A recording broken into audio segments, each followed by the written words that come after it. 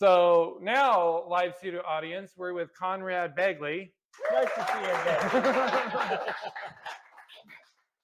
who I met a very few short minutes ago. Yeah.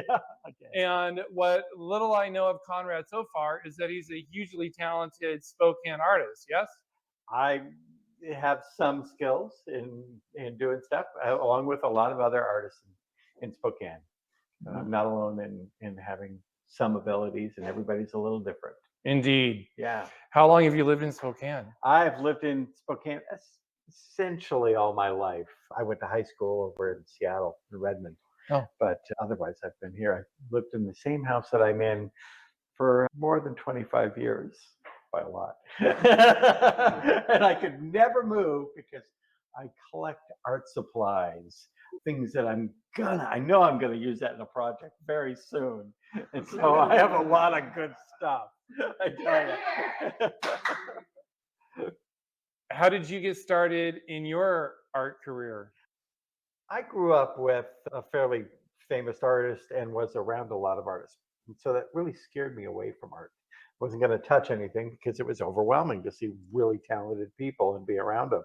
And I had that fallacy in my mind. But I somehow became a therapist, child and family, and I work with a lot of kids. And one of the ways to work with children and teenagers to break that ice, oftentimes to tell a story, to get to some truth that they don't have or can't have words for, is through art. And I have small projects for them to do. We do faces and self portraits and different things. And I take something home and get a little larger and I get a little bigger. And it's like, oh, I can do some art here by myself. Oh, and then it starts getting, and then it took off into a much larger format. It filled my home with all kinds of stuff. So, yeah. And you had all the things that are currently in your home originally in another space, right?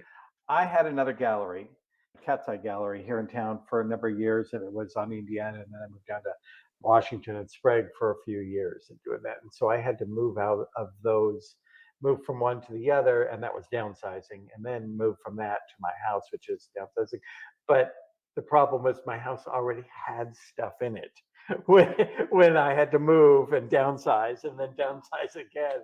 So, like I said, I have a lot of supplies. I have a lot of art things that some finished, some not finished. It's always a collection. So I ended up with some wood and I built a tiny house next to my house. I was just going to build a deck, and then it turned into a deck with a roof, and a deck with a roof and some walls.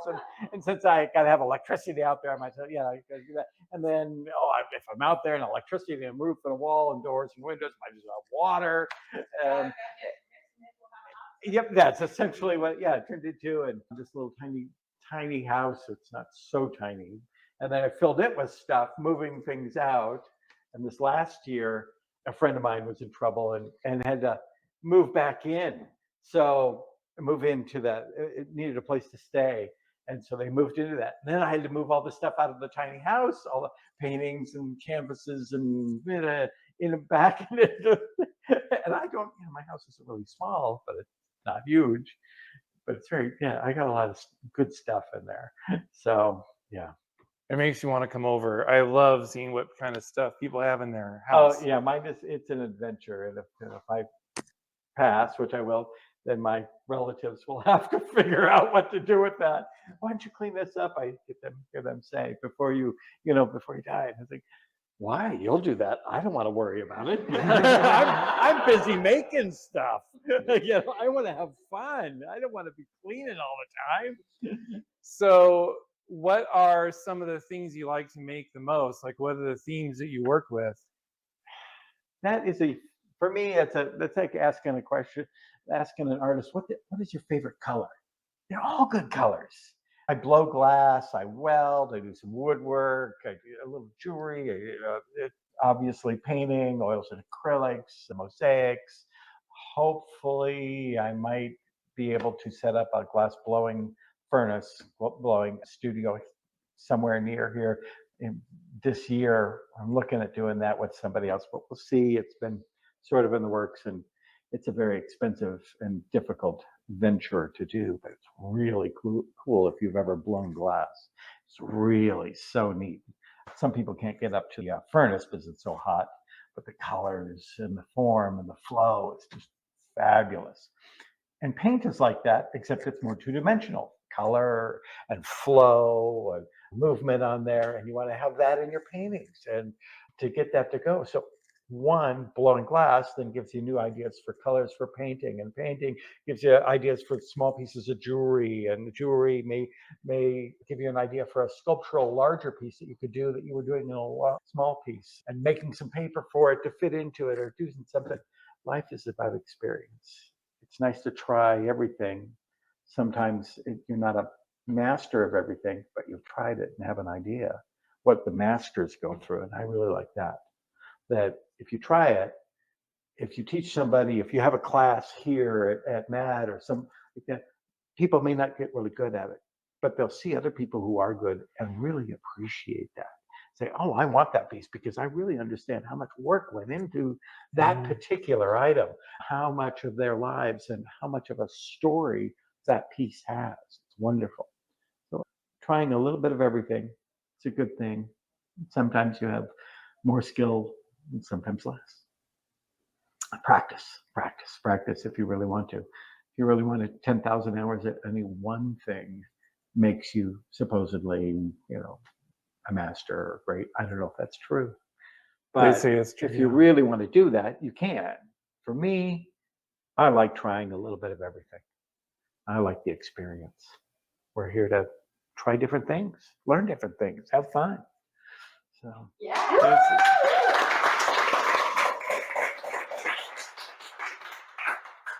Aren't they great? yeah, I love this audience. Yeah, thank you.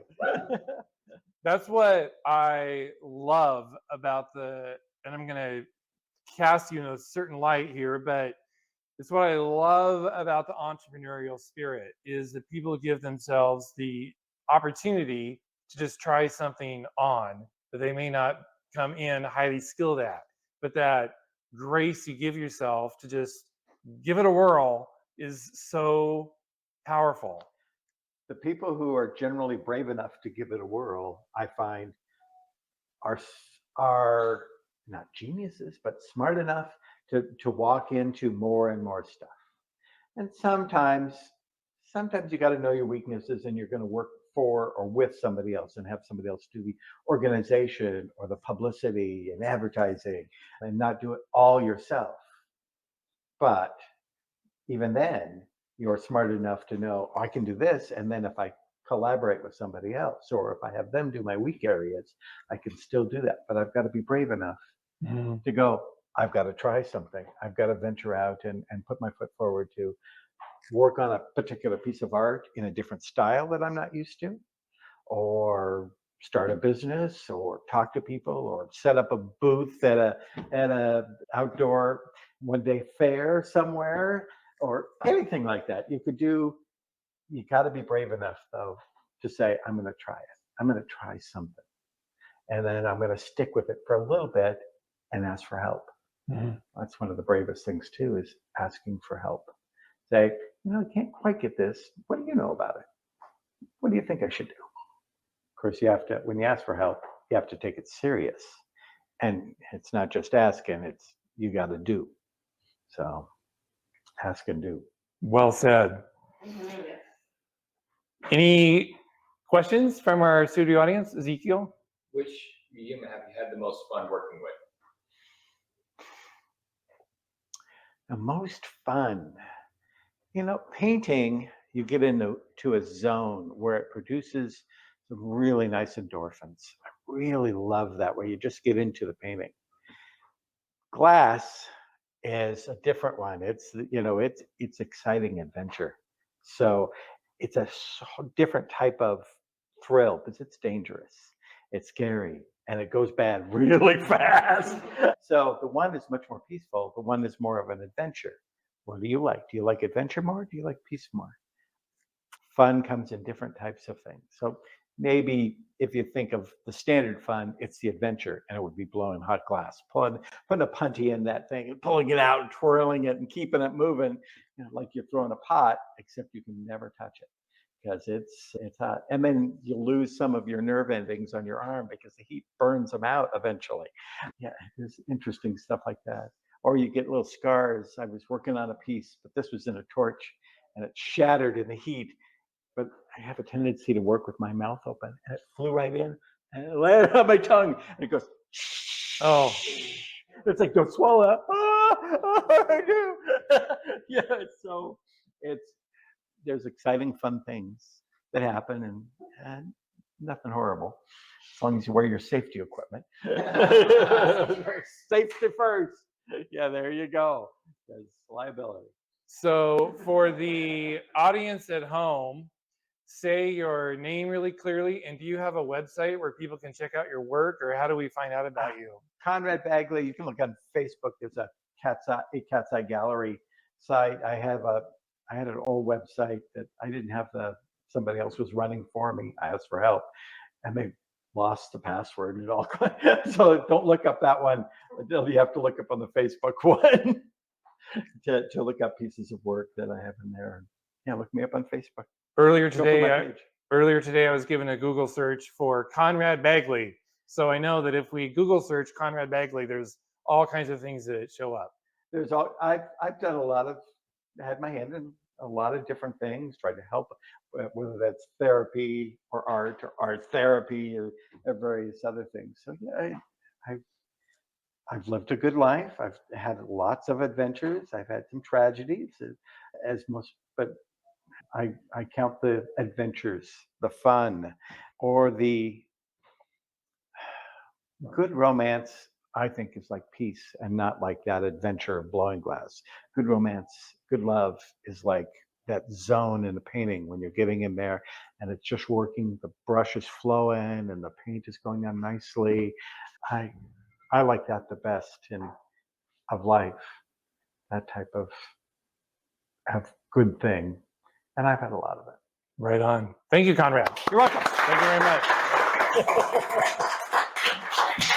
And again, thank you, Amanda French and Conrad Bagley, that's and amazing. our studio audience for hanging out and clapping and giving these people space. It's not just that you're clapping, it's that you're giving them space to be expressed, and you being here makes a big difference. So thank you very much. And if you're at home, come next Friday to Mad Cool Lab Studios and join us.